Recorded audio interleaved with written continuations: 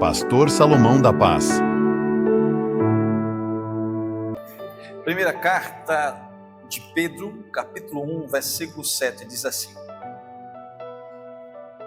para que, uma vez confirmado o valor da vossa fé, muito mais preciosa do que ouro perecível, mesmo apurado por fogo, redunde em louvor, glória e honra na revelação de Jesus Cristo, a quem, não havendo visto, mais amais, no qual, não vendo agora, mas crendo, exultais com alegria indizível e cheia de glória, obtendo o fim da vossa fé, a salvação da vossa alma. Podem sentar-se. Nós somos marcados e identificados por aquilo que nós acreditamos. Somos conhecidos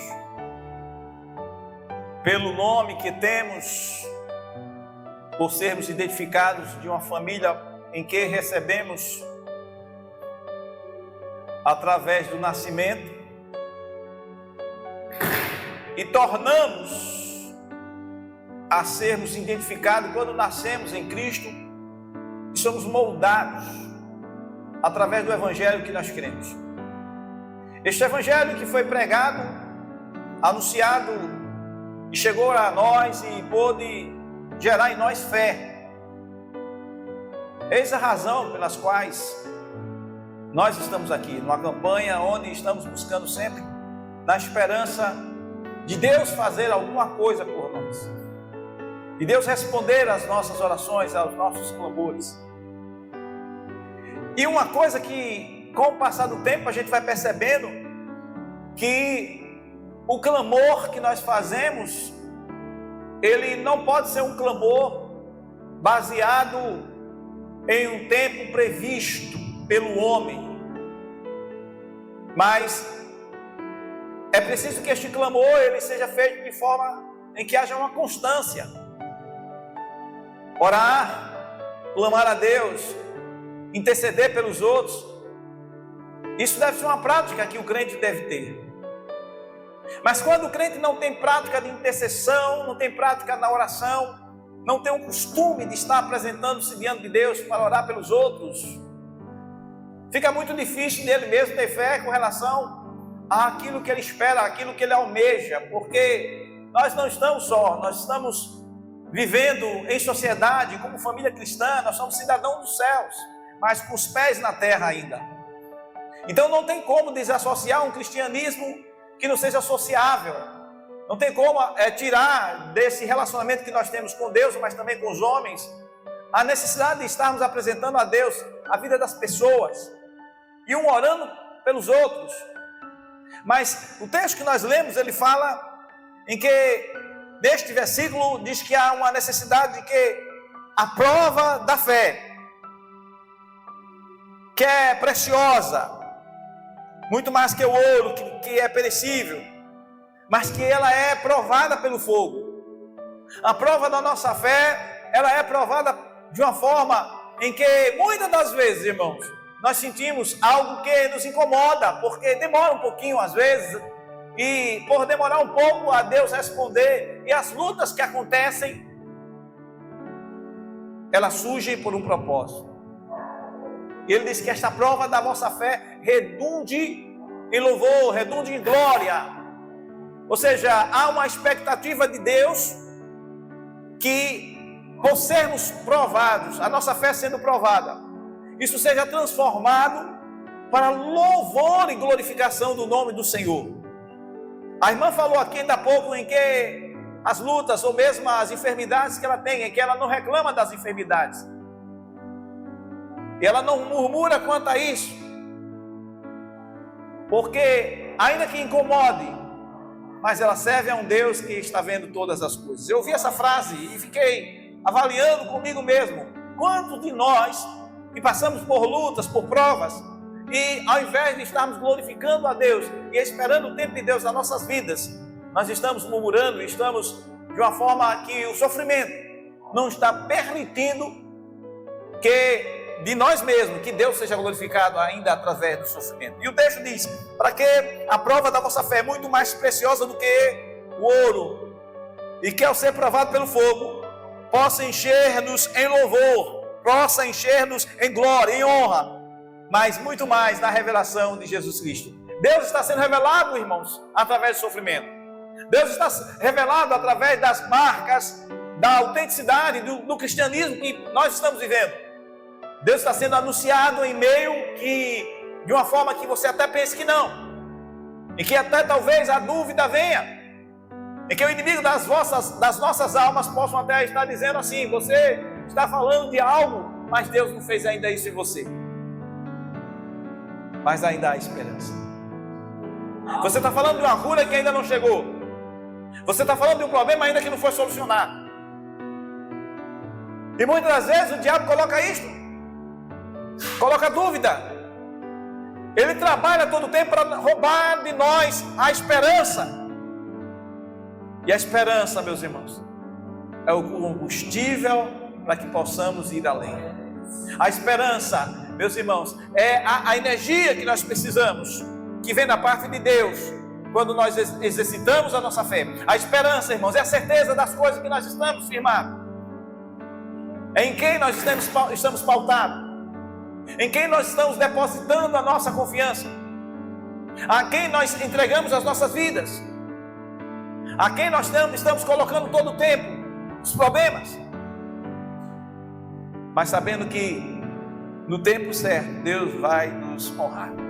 Aleluia. E o texto diz que obtendo o fim das vossas fé, que é a salvação das vossas almas. Obtendo o fim, ou o final de tudo, ao final de tudo, em que a nossa perseverança vai estar nos garantindo, irmão, em quem nós estamos realmente crendo, estamos esperando de Cristo, não somente nesta vida, porque o apóstolo Paulo, ele certa vez disse assim: se esperamos de Cristo somente nesta vida, somos mais miseráveis de todos os homens. Então nós não estamos esperando de Cristo somente nesta vida, nós não estamos esperando de Cristo somente a solução dos problemas que estão à nossa volta, porque nós estamos ainda na terra, mas nós estamos esperando de Cristo muito além disto. E o apóstolo, ao ler essa carta, ele diz que obtendo o fim de tudo isto,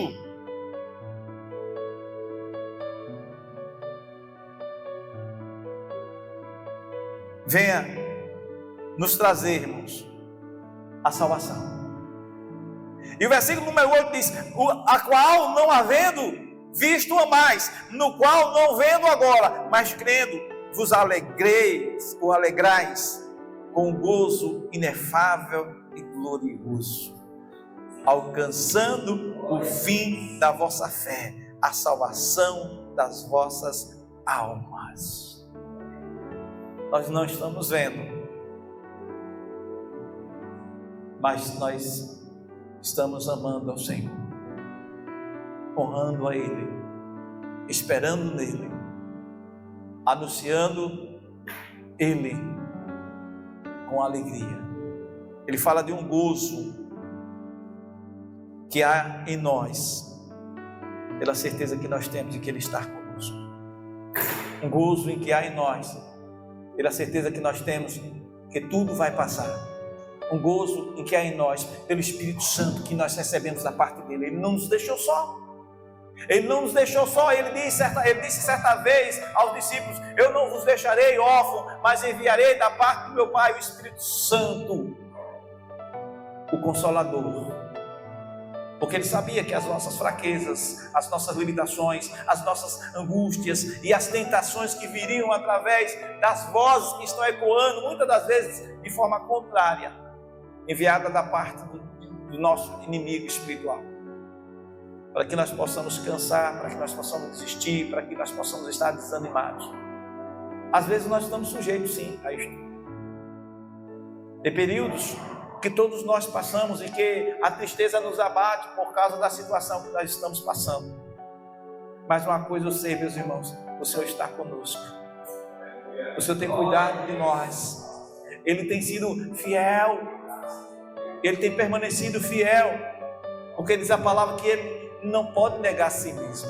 Ele já falou que estaria conosco, e Ele não pode negar isto.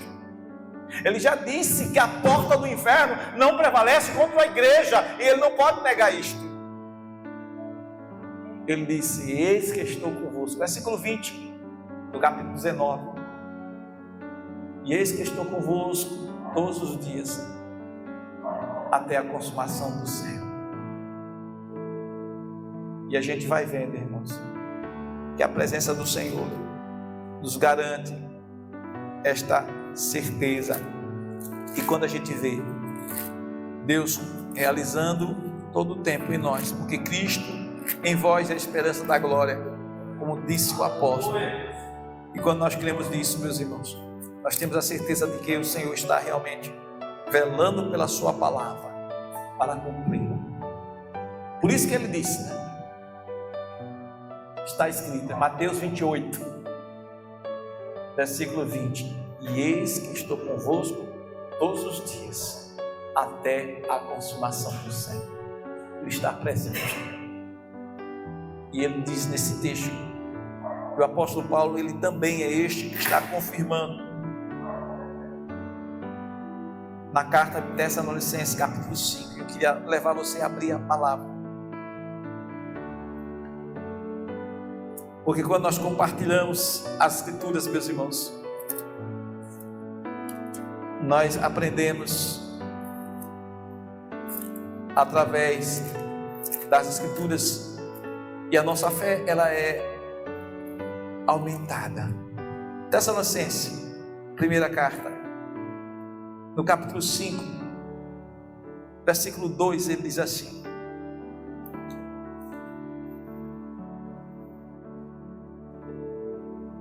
pois vós mesmos estáis inteirados,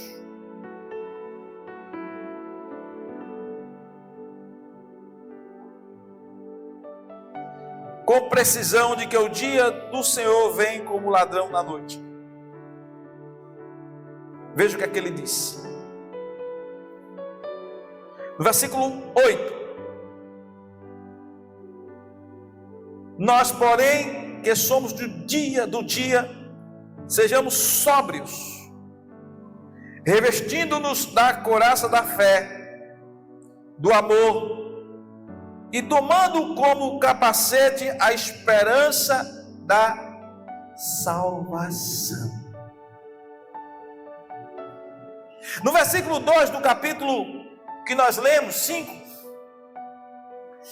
ele diz assim: pois vós mesmos estáis inteirados com precisão de que o dia do Senhor vem como ladrão na noite. Ele está falando que nós precisamos estarmos o quê? Atentos, preparados. E ao mesmo tempo, no versículo que eu estive lendo, do versículo 8, ele fala de um revestimento que nós precisamos ter para que possamos alcançar. Porque ele diz assim: nós, porém, não somos do dia. Nós, porém, que somos do dia, sejamos sóbrios. O que é uma pessoa sóbria? Uma pessoa que está com as suas faculdades mentais em perfeita condição de discernir os tempos, de discernir onde ela está, de perceber tudo que está à sua volta. E ele está dizendo aqui nesse versículo que nós, por sermos do dia, nós somos sóbrios, ou seja, não somos das trevas. Mas ele fala que precisamos estar revestidos de confiança, de couraça, da fé, do amor, mas tomando como capacete a esperança. Ou seja, nós estamos envolvidos em uma batalha espiritual, mas estamos certos que aquilo que nos protege é a esperança da salvação. Nós não vamos desistir, nós não vamos deixar de que as coisas que estão acontecendo aí fora venham nos roubar essa certeza. Ele fala de um capacete de esperança. O capacete, ele serve para proteger a cabeça. Então, quando nós estamos esperançosos, nós estamos protegidos, estamos imunes aos ataques, porque nós estamos fazendo isso, conforme o texto está dizendo, através da fé que nós temos em Jesus. Por isso que nós estamos vivendo, mas na expectativa de que a qualquer momento nós vamos ser tirados daqui, porque ele virá como ladrão na noite. Então o tempo que nós estamos passando, irmãos, ele gera angústia, tristeza, as tribulações, as perseguições, mas tudo isso só serve para poder provar o crente, como o ouro é provado. Veja que o texto que nós iniciamos da carta de Pedro, no capítulo 1, ele fala de uma prova pelo fogo. Isso é provado pelo fogo, irmãos, aqueles elementos que são realmente especiais. O fogo, ele só destrói para refazer o ouro. Ele derrete o ouro para dar forma diversas, e ele não perde o valor pelo fogo. Interessante que ele é derretido e é dado uma forma, é derretido e é dado uma forma, ele não perde o valor. Mas através da forma do calor que é colocado nele, é tirado as impurezas, porque as impurezas logo é visto. E nós não somos diferentes. Quando somos provados por Deus pelo fogo, as impurezas, irmãos, é vista. As coisas ruins começam a ser tiradas. Quando nós somos aprovados, nós estamos em condições de olhar lá para trás e dizermos assim: olha, eu era diferente depois que eu passei por essa prova. Eu era uma outra pessoa. Eu tinha pouca fé. Mas quando eu passei por aquela prova e eu saí mais resistente. Eu saí mais saudável. Eu saí uma pessoa melhor. Porque algumas coisas em mim Deus tratou, Deus tirou. Eu particularmente passei. Uma vez eu passei numa prova tão grande que falava com Deus chorando. E enquanto estava naquela prova chorando, falando com Deus, e falava assim, através do Espírito: o Senhor me desamparou, o Senhor me deixou só. E naquele tempo que eu estava angustiado, chorando e falando com Deus, aí o Senhor me remeteu para o Gólgota, e Ele mostrou ali o preço que Jesus pagou por mim. E eu disse: Senhor, me perdoe. Quem sou eu para sentir-se só? Se o seu próprio filho, o Senhor permitiu que passasse tudo aquilo ali, eu achar que eu estou sofrendo, não estou sofrendo coisa nenhuma. Me perdoe, Senhor, porque eu senti como se o Espírito tivesse saído. Você sabe o que é que você está orando e Deus responder a sua oração, e tudo que você pedir Deus fazer, Deus assinar um cheque em branco para você, e você vê Deus fazendo muitas coisas através de você, e de repente Deus fechar as portas e ficar em silêncio. Porque muitas vezes, irmão, nós começamos a nos sentir alguém, achando que é o nosso braço, e não glorificamos a Deus. E quando deixamos de glorificar a Deus e as pessoas começam a dar elogios, e a gente não atribui tudo isso a Ele, aí o Senhor começa a fechar as torneiras e começa a mostrar quem é que está no comando, quem é que está no controle.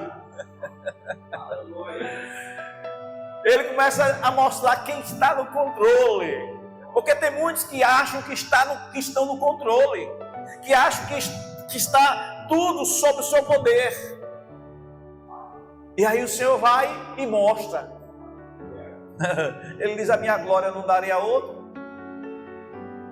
E a coisa, irmão, é tão gostosa quando Deus trata conosco, que a gente começa a ver o valor desse tratamento, a ponto da gente dizer assim: Senhor, foi bom passar pelas aflições para que eu aprendesse o seu decreto. O Davi que falou isso, o salmista Davi. Foi bom eu ter passado pelas aflições para que eu pudesse aprender o seu decreto. Porque muitos de nós não aprendemos o decreto de Deus. Falamos em nome de Deus, pregamos em nome de Deus, louvamos em nome de Deus, evangelizamos em nome de Deus. Estamos muitas vezes em rodinhas que se fala de Deus, mas nós não estamos ainda, irmãos, do jeito que Deus quer que estejamos. É preciso cantar aquela música. Toma os pedaços do meu ser, torna tudo novo, Pai, para mim. Quando eu bem triste e perdido estiver, vem pra mim, toma os pedaços do meu ser.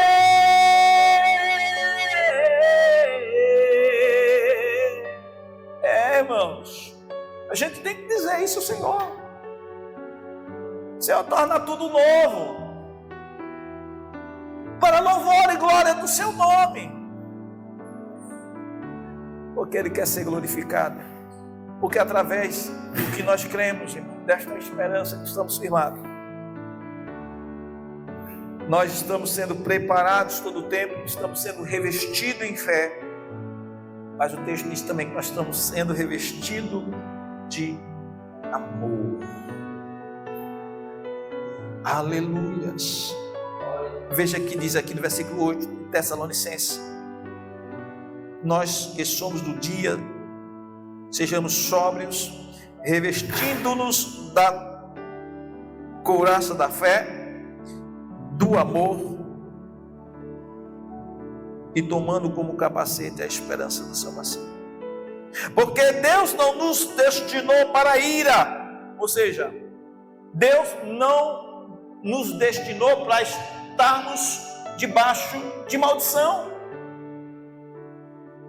mas de bênção. Aí ele diz: Deus não nos destinou para a ira, mas para alcançar a salvação mediante nosso Senhor Jesus Cristo, que morreu por nós, para que quer vigiemos, quer durmamos, vivamos em união com Ele. Aí o apóstolo ele diz assim: consolai-vos, pois, uns aos outros e edificai-vos reciprocamente, como também estáis fazendo. Console. Tem gente que está sofrendo, tem gente que está perdido aí, com os problemas, com as aflições, se embaraçando com as coisas dessa vida, e ele fala ainda que este esteja dormindo. Ele está falando de um sono espiritual momentâneo, não é viver em pecado. Ele não está falando aí de pecado, mas é um sono espiritual momentâneo que as pessoas estão sujeitas a passarem.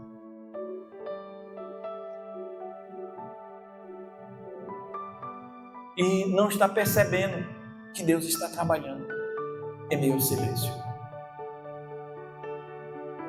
Deus trabalha em meio ao silêncio.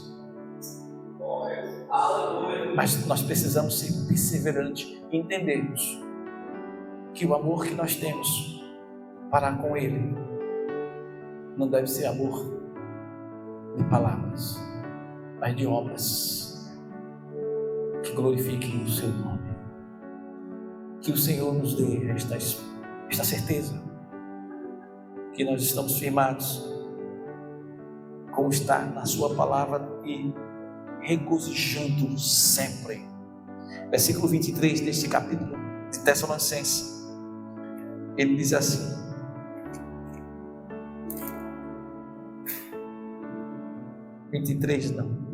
capítulo 5, 23, diz assim: o mesmo Deus de paz, Tessalonicenses 5, 23, o mesmo Deus de paz vos santifique em tudo, o vosso espírito, alma e corpo sejam conservados íntegros e irrepreensíveis na vinda de nosso Senhor Jesus Cristo. Fiel que vos chama, o qual também o fará. Pastor, o Senhor está dizendo que eu estou firmado numa esperança